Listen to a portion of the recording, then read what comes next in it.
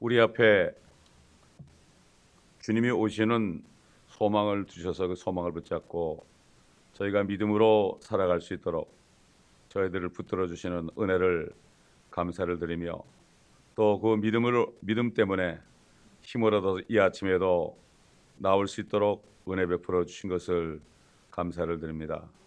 오늘도 주님의 목전에 나왔사오니, 주의 임재하신 가운데 나왔사오니, 우리에게 말씀하실 때 우리가 주님의 사랑과 은혜를 더 깊이 깨닫는 축복된 이 아침 되게 하여 주옵소서.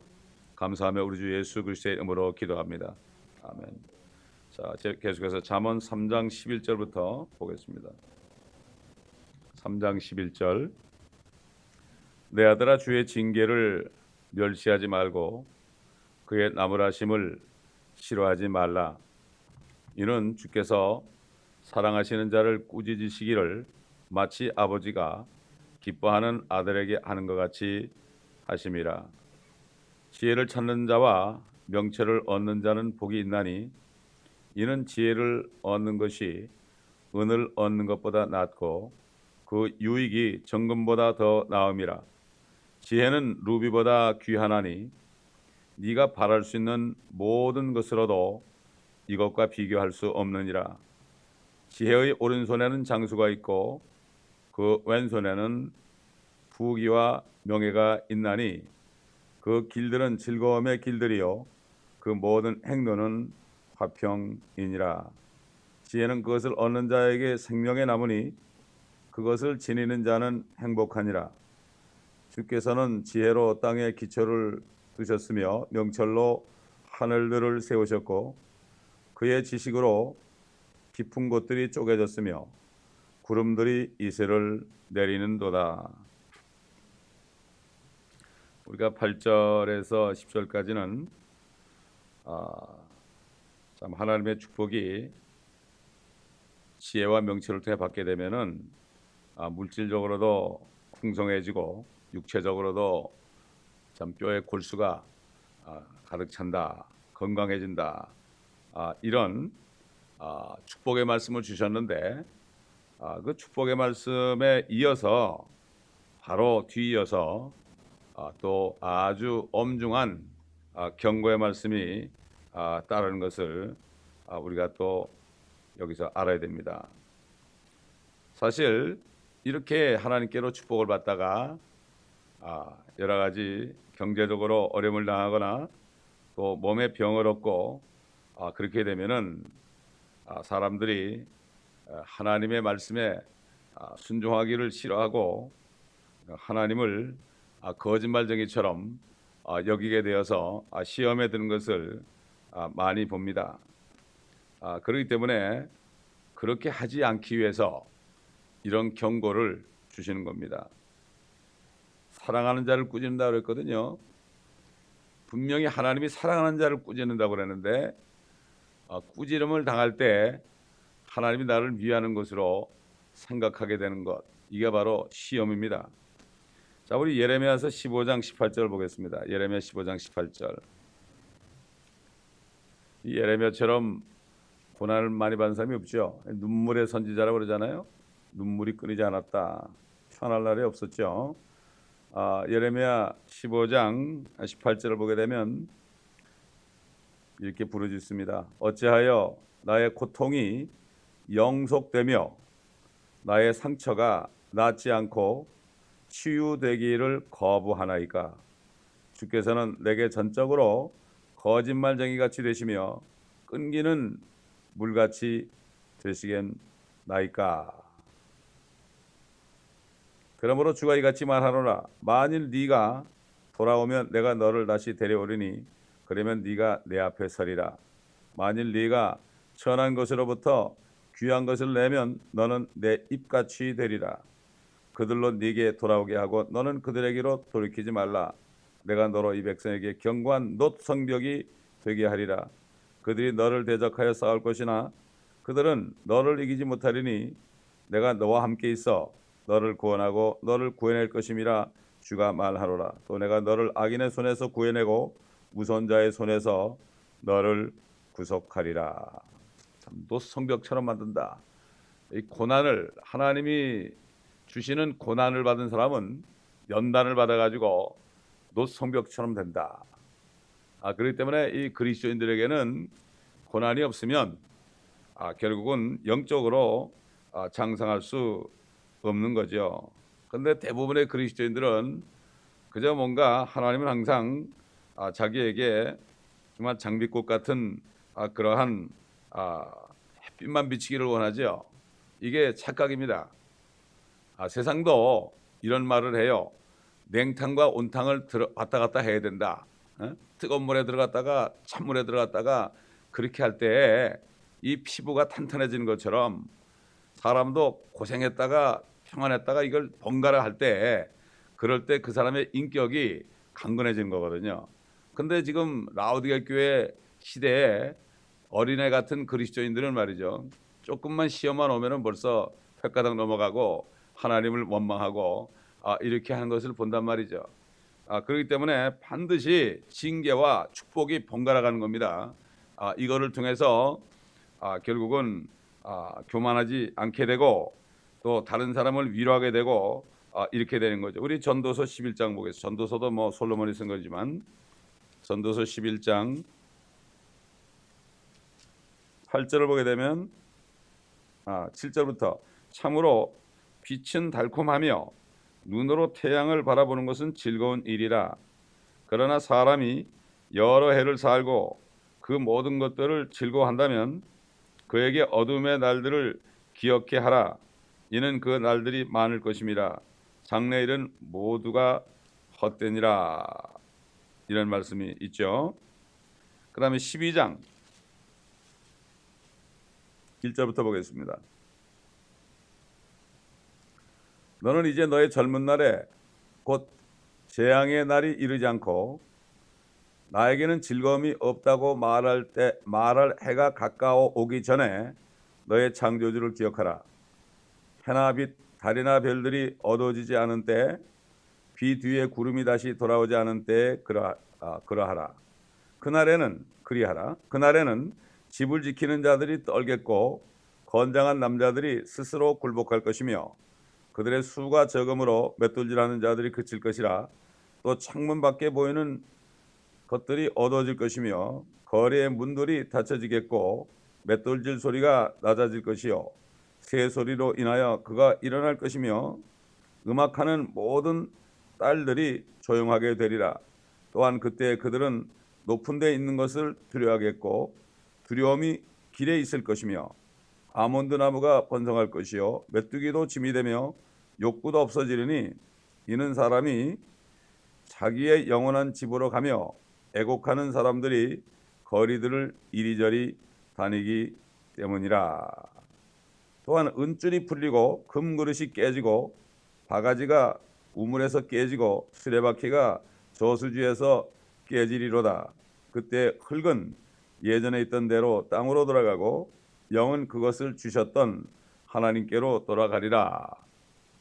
이게 무슨 말입니까? 다 늙어서 완전히 쇠하기 전에, 늙기 전에 하나님을 만나라 이거예요. 이런 얘기입니다. 참 이거 보면은 이 노인들이 전도하면 잘 될 것 같죠? 절대 그렇지 않습니다. 그때는 마음도 흐리고 몸도 약하고 몸도 막 통증이 있고 고통이 있기 때문에 얘기를 해도 들어가지 않습니다. 젊을 때 창조주를 기억하자면 안 되는 거죠. 그렇기 때문에 이 모든 이 비유적으로 말이죠. 모든 육체의 이목구비들이 뭐 이빨까지도 다 빠지고 이렇게 돼가지고 그냥 소망이 없어 그렇게 되기 전에 하나님을 기억하라. 이거는 정말 진리예요. 제가 양론을 다져보니까요. 노인들이 얼마나 완악한지 몰라요. 젊을 때 구원을 못 받은 노인들이 평생 권사로 지내는데도 그렇게 완악할 수가 없어요. 나이가 들고 막 몸이 아프고 짜증이 나고 그러니까. 젊을 때 구원을 받아야 되는 거예요. 그래야만 늙어서도 참 아름답게 늙고 참 하나님 보시기에 정말 기쁜 자녀들이 되고 그럴 때 백발이 정말 주의 길에서 얻은 백발은 영화의 면류관이라는 말처럼 머리가 휘어져도 비참하지 않고 이것은 바로 하나님의 일을 하다가 머리가 휘어지는 것은 면류관이다 이렇게 얘기했어요. 그러나 인생에서 죄만 짓고 고통받고 정말 짜증내고 원망만 하다가 하얗게 되는 것은 정말 이거야 비참한 거 아니겠습니까? 자, 그래서 복과 능력 이런 것들이 번갈아 오는 것을 봐야 됩니다. 번갈아 오는 거예요. 여러분, 이 성경에 보면은 성경에 참 여러 대표적인 인물들이 많이 있죠. 우리가 아는 사람들이 많이 있는데 몇 사람만 예를 들어 본다면 요셉도 요셉이 그렇게 어릴 때부터 축복을 많이 받았죠. 아버지에게 많은 복을 받고 그에게만 채색 옷을 입히고 또 하나님께서 그에게 정말 앞으로 될 일을 비전으로 보여줬지 않습니까? 그렇게 했지만 결국은 그가 어떻게 됐습니까? 팔려가 가지고 감옥에서 엄청난 고생했죠. 10여 년간을 고생했습니다. 뭐 죄를 진 것도 아니고 그냥 이유 없이 그렇게 종으로 팔렸을 뿐만 아니라 정말 누명을 쓰고 감옥에서 그렇게 있었어요. 그런데도 요셉은 기뻐했습니다. 왜? 그 하나님이 주신 비전을 믿었기 때문에. 우리는 무엇입니까? 주님이 언젠가 오시는 거 그 비전을 믿잖아요. 그렇게 되면 어떤 어려움이 와도 모든 것을 기쁨으로 견딜 수 있고 모든 일에 감사할 수 있습니다. 그다음에 여러분 아브라함도 보세요. 아브라함도 마찬가지죠. 아브라함도 복을 받은 사람인데 고생을 많이 했죠. 또 야곱 같은 사람도 정말 그의 이름이 이스라엘이 돼가지고 그렇게 복받은 자로 되기 전에 얼마나 그가 고통을 받고 쩔룩거렸습니까? 그리고 다윗이라는 사람은 그가 한 번 범죄한 것 때문에 세 아들이 그냥 다 살해되었잖아요. 이 엄청난 고통. 그래서 그 다윗은 얼마나 울었는지 말이죠. 그 눈물로 요를 다 적셨다고 그랬어요. 얼마나 울었는지. 그러니까 이게 정말 하나님께서 복을 받은 사람들이 그렇게 고통을 받은 거예요. 여러분, 우리 예수님은 어떻습니까? 독생자 아닙니까? 근데 우리 주님도 사랑하는 아들이었기 때문에 이유 없이 그렇게 고난당했잖아요. 그렇지 않습니까, 여러분? 다윗은 그 예수 그리스도의 모형이기 때문에 정말 그리스도에게 버금가는 그러한 고통을 받았고, 그래서 시편 22편에 그가 받은 고통이 세세하게 나와 있고 시편 69편에도 세세하게 나와 있습니다. 사도 바울은 어떻습니까? 사도 바울 하늘에 가서 다 봤잖아요. 얼마나 큰 축복을 받았습니까? 그리고 얼마나 큰 사명을 받았습니까? 그런데도 육체에는 가시가 있었습니다. 사단의 가시가 있었어요. 3번이나 간구했지만은 주님이 네 은혜가 네게 족하도다. 이 말씀을 들을 때 더 이상 구하지 않았고 항상 그 가시를 가져다니면서 눈이 안 보였잖아요, 그 사람이. 그래서 다른 사람이 편지도 대필 했어요. 대필. 편지 하나만은 자기가 큰 글씨로 썼죠. 이렇게 그러면서 뭐라고 고백했습니까? 나의 약함과 모욕과 궁핍과 박해와 공경을 내가 그리스도를 위하여 기뻐하노니 이는 내가 약할 때 곧 내가 강함이라. 그러면서 능력 주시는 그리스도를 통하여 내가 모든 것을 할 수 있느니라. 내가 약할 때 그리스도의 능력이 온전케 돼서 그래가지고 하는 것이다. 하나님의 일은 자기 육신의 힘으로 하는 게 아닙니다. 하나님의 일은 그리스도께 주시는 능력으로 해야 되는 거예요. 그래서 사도 베드로도 너희가 무슨 말을 하려거든 하나님의 말씀을 하는 것처럼 하고 무슨 봉사를 하려거든 하나님이 주시는 능력으로 하는 것처럼 하라. 이렇게 얘기했어요. 나는 주님의 능력 주지 않으면 아무것도 못합니다. 진정한 주의 일은 성령의 능력이 아니면 못하게 돼 있어요. 성령 주시는 은사가 없으면 못하게 돼 있습니다. 세상에서 아무리 배운 사람 교회 갖다 놔보세요. 못해요. 못합니다. 절대 못합니다. 뭐 박사학위 받은 사람도 강단에 세워보세요. 하나님의 말씀 한마디도 못합니다. 그렇기 때문에 하나님께서는 축복을 주시고 또 징계를 통해서 연단을 주셔가지고 그래가지고 그 자신의 모든 자존심과 자신의 모든 육체적인 힘과 세상의 모든 얻은 것들 지식과 이걸 다 버리고 그리스도의 능력으로 채우게 한다. 이런 얘기입니다. 그렇기 때문에 히브리서 우리 12장 보겠습니다. 그러니까 결국 이 말씀이 또 사도 바울이 이 말씀을 보고 히브리서를 기록했죠. 히브리서 12장 우리가 잘 아는 말씀 3절부터 보면 너희가 마음이 지쳐 낙심치 않기 위하여 자기에게 저질러진 죄인들의 그와 같은 모순된 행동들을 견뎌내신 그를 깊이 생각하라. 그러니까 우리가 시험을 받고 어려울 때 주님을 생각하라 이거예요. 예? 그래서 많은 사람들이 막 몸이 아플 때 그러잖아요. 내가 이 통증이 올 때 내가 주님의 고난을 생각했다. 이런 말들을 많이 하죠. 4절 너희가 죄와 맞서서 싸우되 아직 피 흘리기까지는 대항하지 않았으며 또 마치 자녀들에게 했던 것 같이 너에게 권면하신 말씀을 잊었으니 곧 내 아들아 주의 징계를 경시하지 말고 책망을 받을 때 낙심치 말라. 이게 잠언에 있는 말씀 아닙니까? 주께서 그의 사랑하시는 자를 징계하시고 그가 받으시는 아들마다 매질하시느니라고 하신 것이라. 너희가 징계를 견뎌내면 하나님께서는 너희를 아들들로 대우하실 것이니 아버지가 징계하지 않는 아들이 어디 있느냐.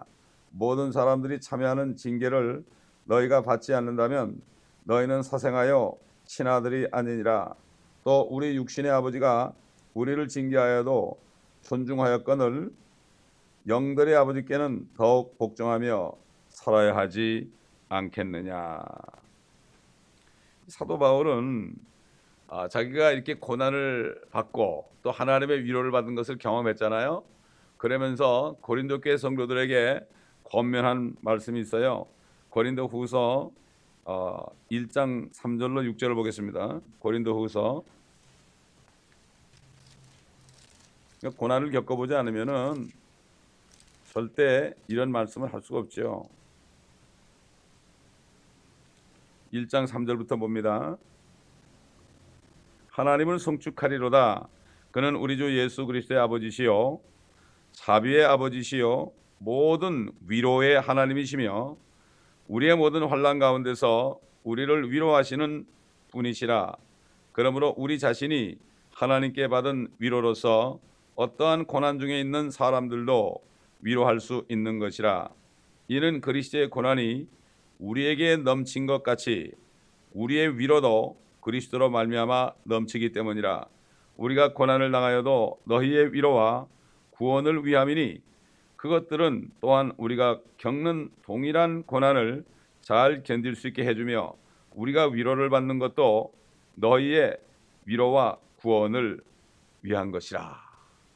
그러니까 이 그리스도인들이 고난을 받고 위로를 받는 이것을 계속 반복할 때 고난받는 사람들을 위로할 수 있죠. 고난받지 않은 사람이 어떻게 고난받는 사람을 위로할 수 있겠습니까? 오히려 기분이 나쁘죠. 당신은 모든 게 잘 되니까 그러지만 당신은 내 입장 대보라고 그러면서 오히려 위로하는 말이 놀리는 말로 들리죠.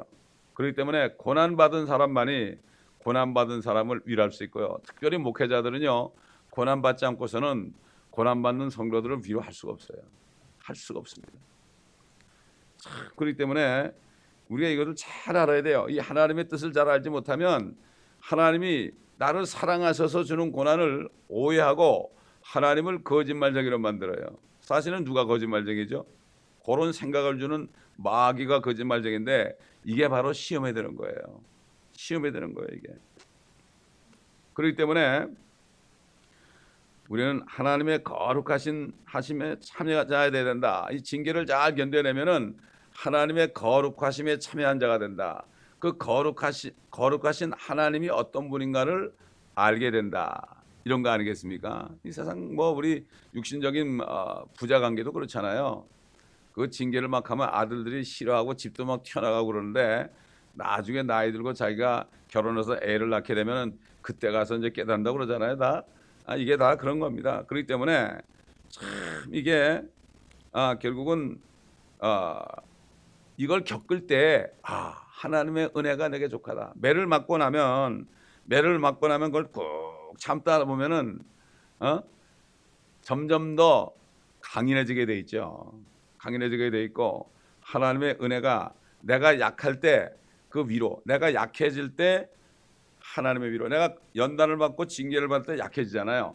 약해질 때에 하나님께 구하면은 그때 위로 주시는 하나님, 이게 바로 참 정말 하나님의 사랑이라는 거죠. 그렇기 때문에 예수 그리스도를 영접하고 하나님의 자녀가 된 예수 그리스도의 제자들은 이 모든 힘든 이 교훈들을 잘 받아들여야 됩니다. 그런데 결국은 대부분 지금 마지막 때 교회 나온 사람들이 그렇지 못하잖아요. 우리 고린도전서 3장 보겠습니다.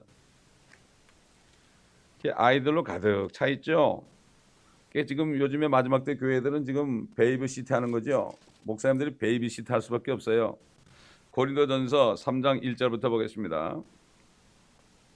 형제들아, 내가 너에게 영적인 사람을 대하는 것처럼 말할 수 없어서 육신적인 사람, 즉 그리스도 안에서 어린 아기들을 대함과 같이 하노라. 내가 너희를 젖으로 먹이고 고기로 먹이지 아니하였으니 이는 너희가 지금까지 소화시킬 수 없었으며 아직도 그러하니라. 너희는 여전히 육신적인 사람이라 너희 가운데 시기와 다툼과 분열이 있으니 어찌 너희가 육신적이 아니며 사람을 따라 행하는 자가 아니리요. 어떤 사람은 말하기를 나는 바울에게 속한다 하고 또 다른 사람은 나는 아폴로에게 속한다 하니 너희가 육신적이 아니냐.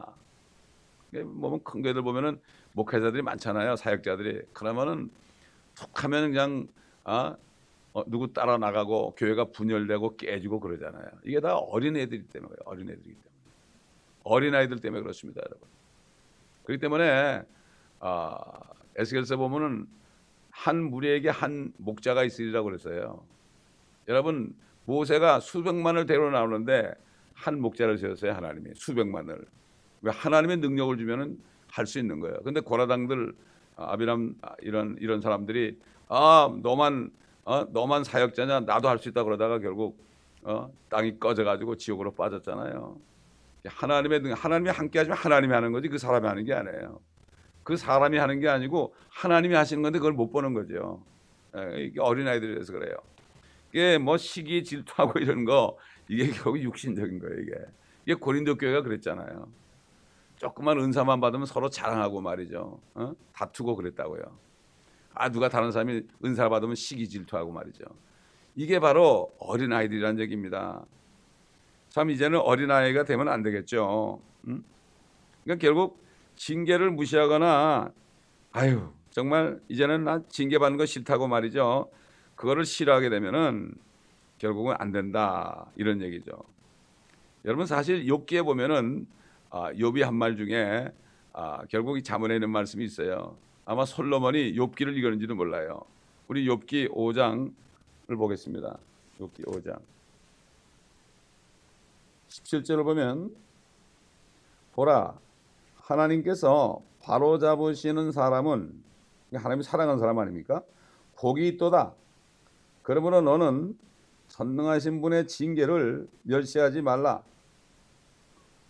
엘리바스, 욥의 친구가 한 얘기군요. 그는 아프게 하시다가 싸매시며 그는 상처를 내시다가 그의 손으로 온전하게 하시느니라. 그는 6 고난에서 너를 구해주시고 정령 7 고난에서는 어떤 악도 너를 손대지 못하게 하시리라. 기근 중에 그는 너를 죽음에서 구속하실 것이며 전쟁에서 칼의 권세로부터 구속하시리라. 네가 혀의 채찍을 피하여 숨게 될 것이며 멸망이 닥칠 때도 그것을 무서워하지 아니하리라. 네가 멸망과 기근을 비웃을 것이며 땅의 짐승들을 무서워하지 아니하리라. 이는 네가 들의 돌들과 제유하게 될 것이며 들의 짐승들이 너와 화목하게 될 것임이라. 그러면 너는 네 장막이 화평하게 되는 것을 알게 될 것이요 네 거처를 찾아갈 것이며 죄를 짓지 아니하리라. 네 씨가 많아지며 네 후손이 땅에 풀같이 될 것도 네가 알게 되리라. 연수가 다 찬 후 네가 네 무덤에 가리니 마치 곡식단이 제때에 돌아온 것 같으리라. 이것을 보라, 우리가 애써 그것을 살폈으니 바로 그렇도다. 너의 유익을 위해 그것을 듣고 알지니라 하더라. 이게 얼마나 이런 진리의 말씀이 어디 있습니까? 어려움을 당해보면 길거리에 나가서 들에 나가서 잠을 자고 짐승들과 함께 구할지라도 그게 연단이 돼가지고 말이죠. 어떤 고난이 와도 두려워하지 않는다. 어? 이 사람이 뭡니까? 하나님의 전신갑주를 입은 사람 아니겠습니까? 이렇게 돼야 되는 거죠. 그렇기 때문에 결국은 이 축복과 연단을 계속해서 하면서 하나님의 징계와 위로 이것을 계속 받다 보면 영적으로 하나님의 그 영적인 인격이 정말 주님을 닮아가는 거죠. 주님을 닮아가는 거예요. 그래서 주님께서도 십자가에서 모든 고난을 참으신 것은 앞에 있는 즐거움을 보고 부활하는 날을 바라보면서 내가 며칠 후면은 부활하지. 이것을 바라보면서 참았다 그랬잖아요. 우리도 마찬가지예요.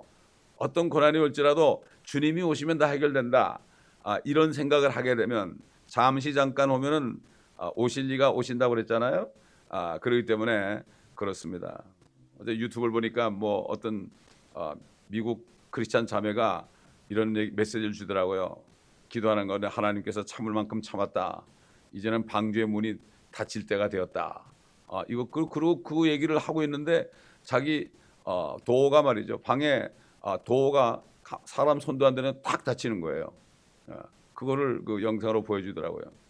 하여튼 뭐 때가 이렇게 됐죠 지금. 주님을 기다리는 사람들은 정말 이런 메시지를 또 온 세계적으로 전하는 것을 봅니다. 그게 뭐 사실이든 아니든 성경을 보게 되면은 주님 오실 날이 뭐 아주 목전에 있기 때문에 우리가 그런 말을 멸시해서는 안 되죠. 자, 그렇기 때문에 이 징계나 매질을 멸시하는 것은 결국은 하나님께로부터 아무것도 배우지 않겠다. 내가 하나님보다 낫다, 의롭다 하는 그러한 태도가 되지 않겠습니까? 예를 들어서 이 파라오 같은 사람 말이죠. 그 하나님의 징계를 무시했죠. 그 10가지 재앙 마지막 장자가 죽을 때 그때가 손을 바짝 들었죠.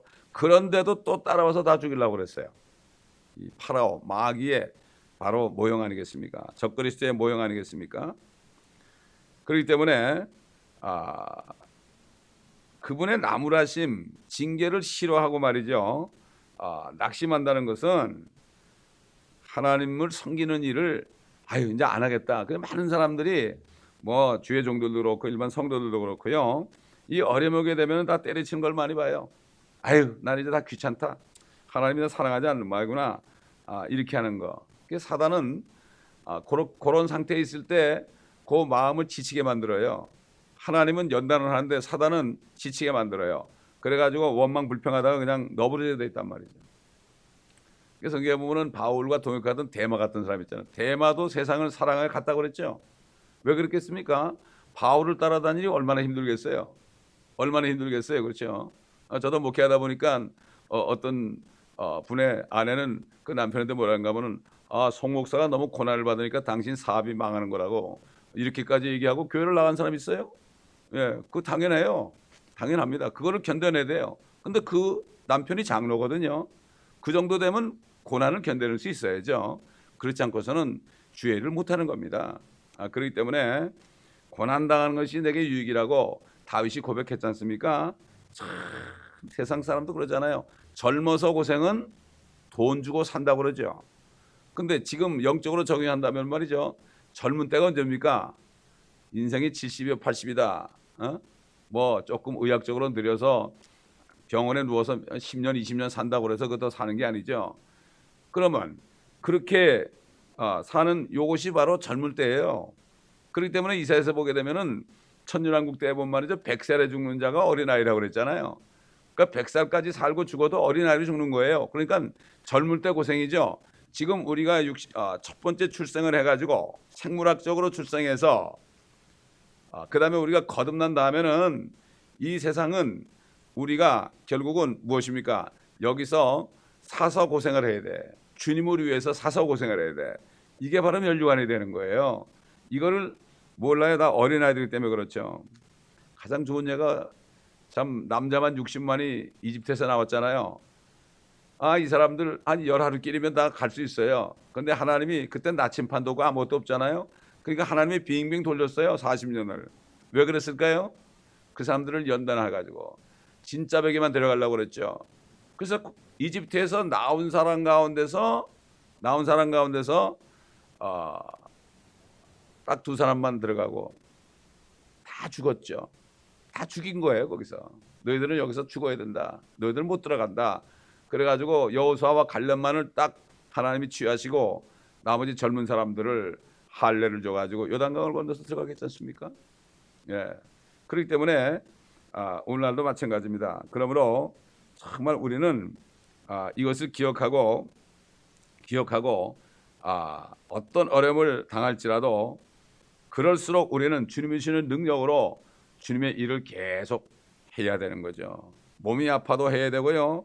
여러 가지 뭐 경제적으로 어려워도 해야 되고 그런 가운데서 참 저도 경험이 뭔가 하면은 어려울 때일수록 주님이 능력을 주더라고요. 제가 10여 년 동안을 중남미 지역을 다니면서 순회 선교를 하면서 복음을 전할 때 그때 가장 어려웠어요. 가장 어려웠는데 영적인 힘을 주시니까 어려움을 모르고 지났어요. 지금 지나고 생각하면은 내가 어떻게 그렇게 다녔지? 그렇게 어려운데 어떻게 다녔지? 이런 그게 오는데 그 지나고 나니까 정말 능력 주시는 그리스도를 통하여 모든 일을 했다는 주님께만 영광이 되지 저는 정말 할 수 없어요. 정말 할 수 없어요. 그것도 젊을 때 한 거죠. 40대 50대 때 한 거죠. 젊을 때 하나님이 시킨 거죠. 지금 하라면 힘들죠.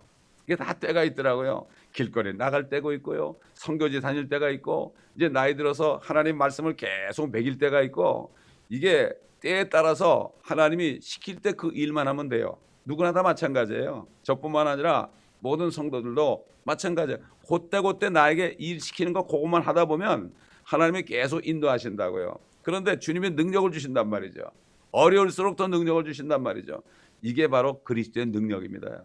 그래서 사도 바울이 내가 약할 때 곧 내가 강함이라. 주님께서도 사도 바울에게 네 약한 가운데 내 능력이 온전케 되려 함이라. 그러면 더 이상 기도하지 말라.